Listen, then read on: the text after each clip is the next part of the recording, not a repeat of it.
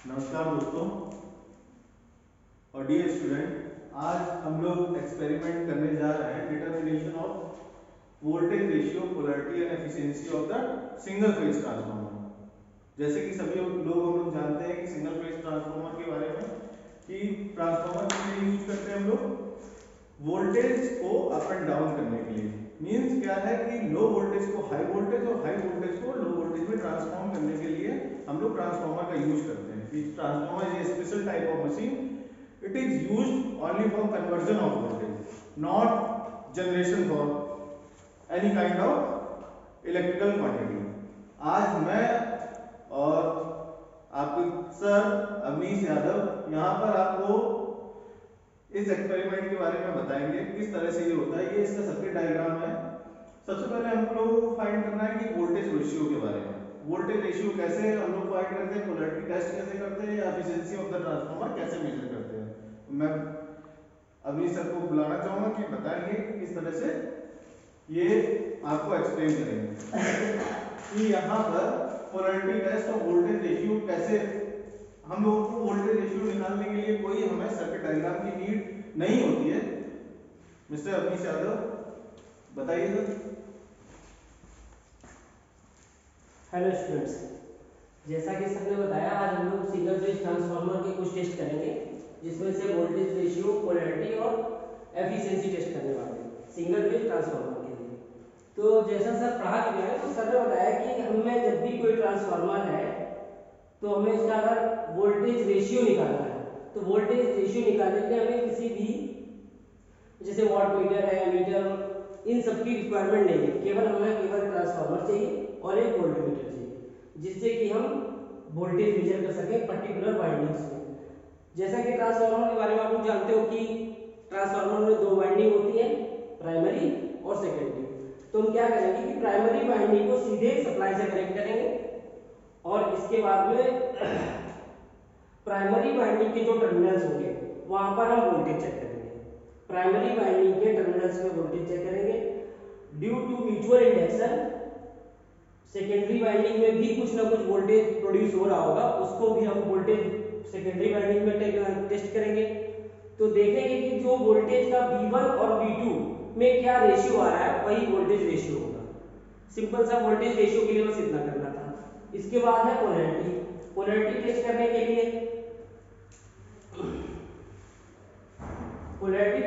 लिए जैसे अब हम लोग एसी पे काम कर रहे हैं, तो ये इसमें कुछ फिक्स तो होता नहीं कि कौन सा टर्मिनल पॉजिटिव है या कौन सा नेगेटिव टर्मिनल है। लेकिन हम अगर एज्यूम करें कि ये पॉजिटिव टर्मिनल है और ये नेगेटिव टर्मिनल है, और सेम है अगर हम मान लें कि ये इसका पॉजिटिव टर्मिनल है और ये नेगेटिव टर्मिनल है, प्राइमरी वाइंडिंग में भी और सेकेंडरी में, ये हमने एज्यूम करा है, ये डिसाइडेड नहीं है, ये कहीं पर भी हो सकता है।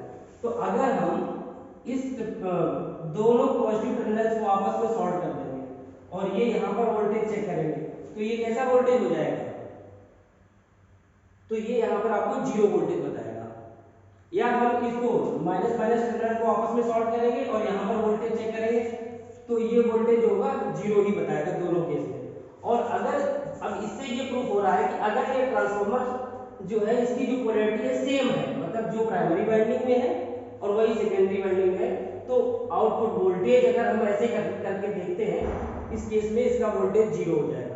और अगर हम इसके प्लस टर्मिनल को इसके माइनस टर्मिनल के साथ जोड़ देते हैं और यहाँ पे वोल्टेज चेक करेंगे, और इस केस में अगर वोल्टेज डबल हो रहा है, तो इसकी जो पोलैरिटी है कैसी होगी, तो ये सेम पोलैरिटी होगा।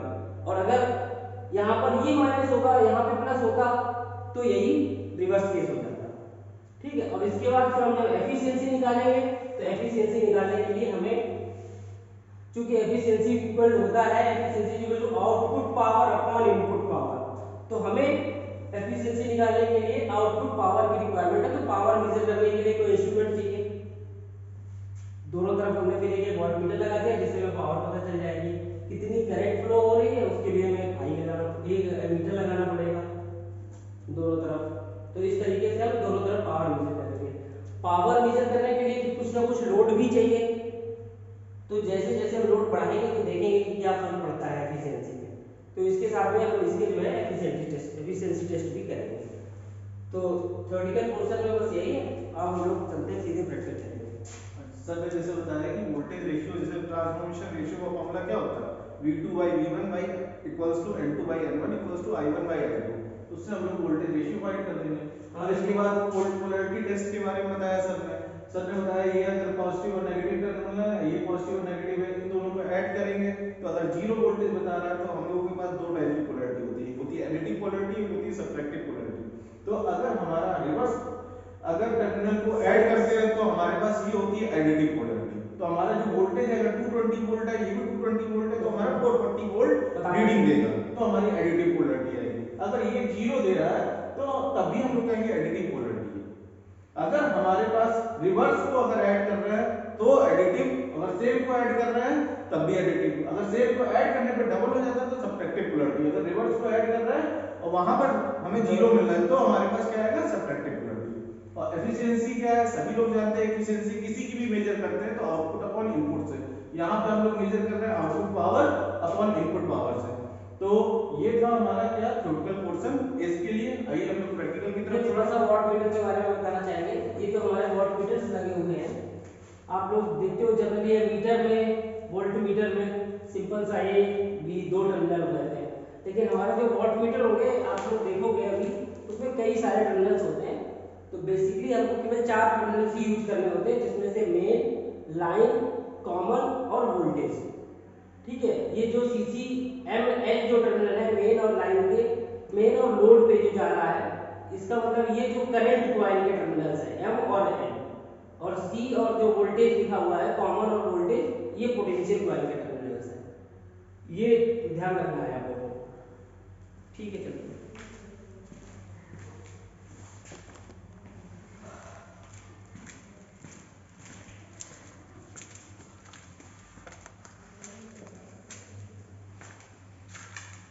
कहाँ पे सेट है।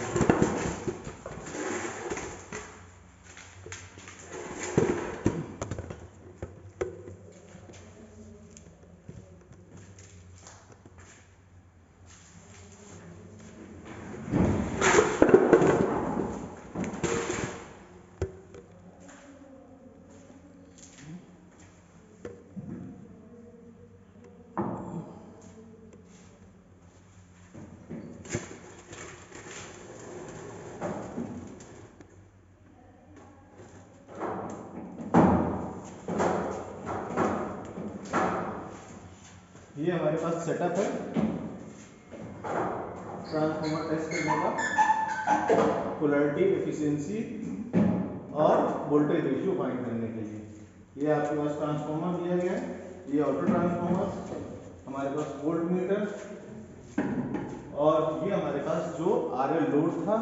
कब हम लोग इसका यूज करेंगे, केवल एफिशिएंसी फाइंड करने के लिए। आइए देखते हैं इसके कनेक्शन कैसे किए जाते हैं और कैसे हम लोग वोल्टेज रेशियो और पोलैरिटी को फाइंड करेंगे।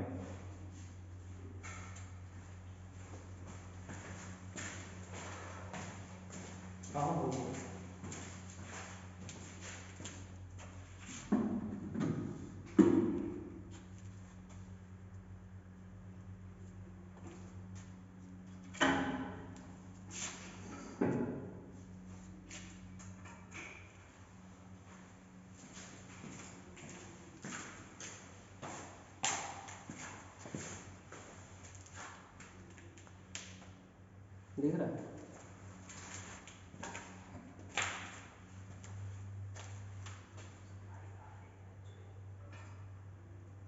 तो देखो ये हमारे पास सिंगल फेज ट्रांसफार्मर है, सिंगल फेज ट्रांसफार्मर। इसकी ये प्राइमरी वाइंडिंग है, ये सेकेंडरी वाइंडिंग है।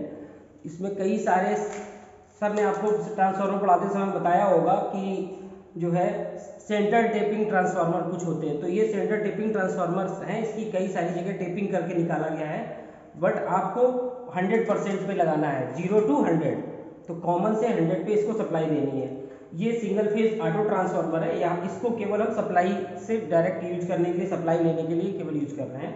तो ये सप्लाई के दो टर्मिनल्स हैं, इन दो टर्मिनल्स को हम जो है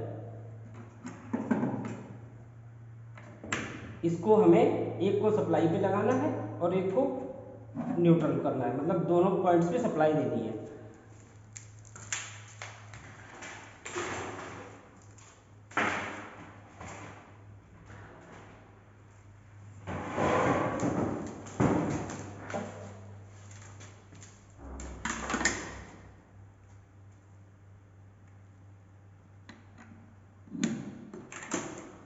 और अभी हमें वोल्टेज चेक करना है।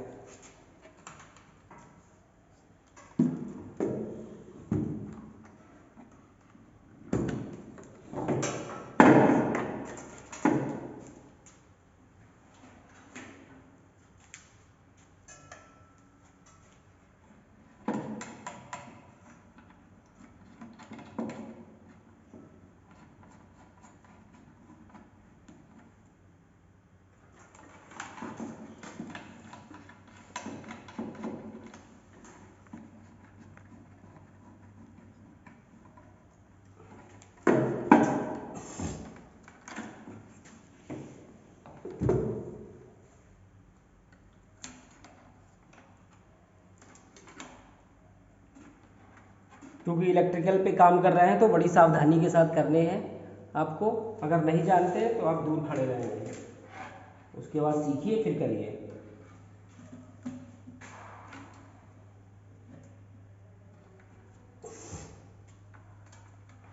तो अभी हम प्राइमरी वाइंडिंग में वोल्टेज चेक करके देख रहे हैं कि कितना वोल्टेज आ रहा होगा। बंद है।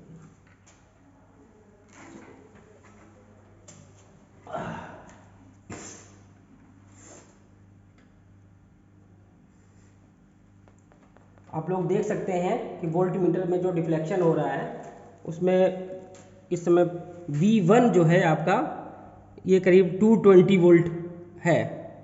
V1 220 volt.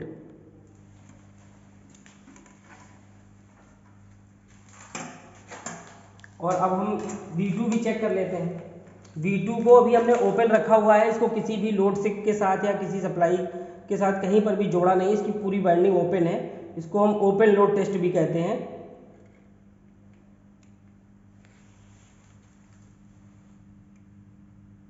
तो ये जो है इसका आउटपुट वोल्टेज मतलब सेकेंडरी का जो वोल्टेज V2 है वो भी 220 है, यानी इस ट्रांसफार्मर के लिए वोल्टेज रेशियो 230/230 करेंगे तो ये 1:1, इसका वोल्टेज रेशियो क्या हो गया 1:1।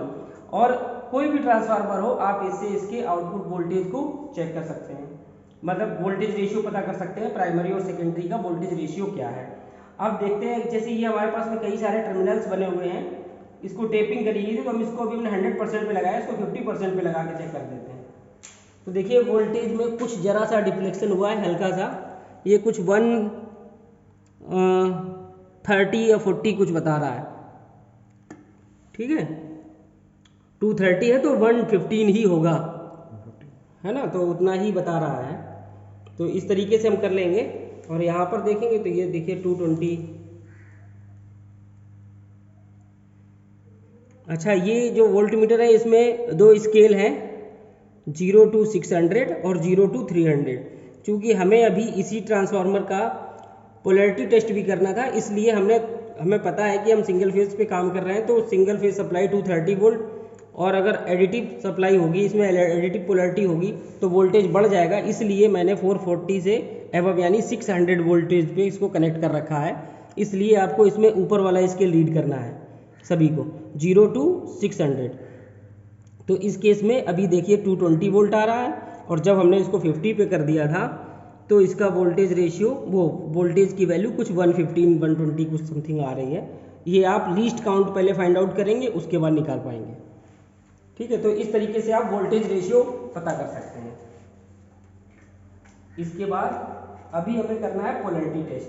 तो पोलैरिटी टेस्ट करने के लिए मैंने आपको बताया था कि क्या करते हैं, एज्यूम कर लेते हैं कि अगर मान लीजिए ये पॉजिटिव टर्मिनल है और ये निगेटिव टर्मिनल है, सेकेंडरी वाइंडिंग में ये पॉजिटिव है और ये निगेटिव है, अगर दोनों का ये पॉजिटिव और ये पॉजिटिव ये निगेटिव, तो हमने बोला है कि अगर हम पॉजिटिव को आपस में कनेक्ट कर देंगे